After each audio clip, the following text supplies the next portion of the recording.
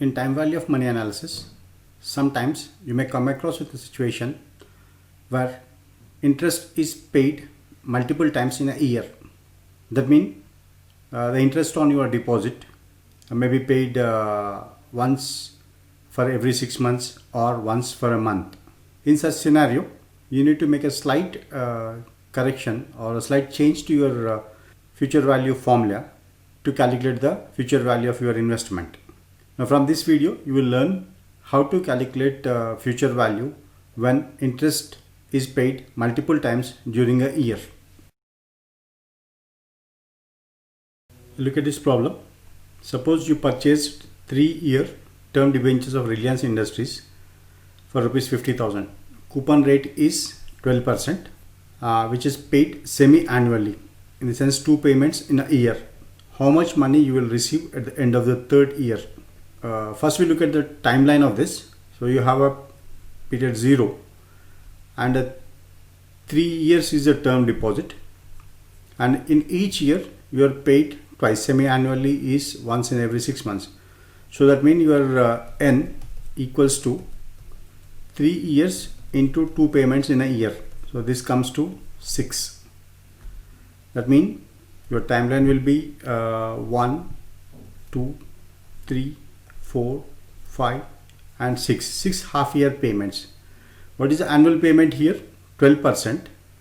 But then half year is 6%. So 6% is a half year, 6% like this. Periods. Cash outflow, that is your present value, is minus 50,000.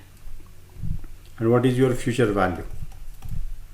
Now normally to calculate the future value, we use equation future value equals to present value times 1 plus rate of interest to the power of n. Now when multiple payments are there during a year, you need to make a small modification to this equation.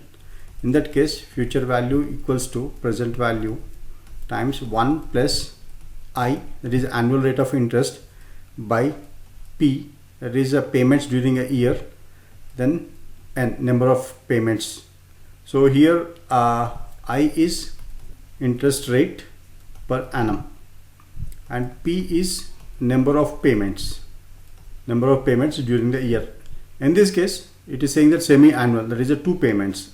So your FV, future value, equals to present value, that is 50,000 into 1 plus rate of interest is 12%. So 0.12 by 2 to the power of n is 3 years and 2 periods. So 3 into 2, that is 6. Now future value equals to 50,000 into 1 plus 0.06 to the power of 6. So this equals to 50,000 1.06 to the power of 6. So this is 50,000 into 1.4185.